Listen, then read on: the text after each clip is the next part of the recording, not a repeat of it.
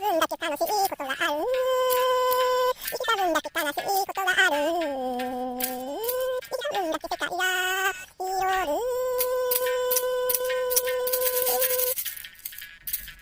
冬になると毎年花火が出ます。引っ越しするからでしょうか。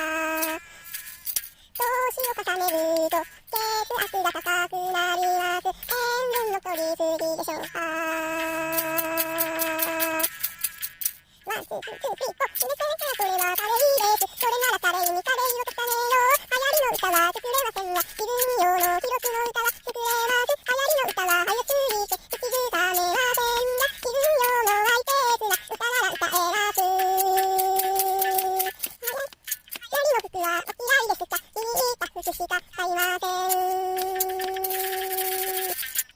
全てはそれはカレーです。それならすべてにカレーを重ねよう。流行りの歌は作れませんが、自分用の記録の歌は作れます。流行りの歌は早すぎて口ずさめませんが、自分用のマイペースな歌なら歌えます。流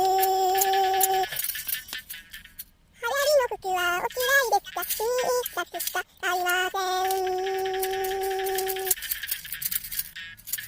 来た分だけ世界が広がる。来た分だけ世界を知った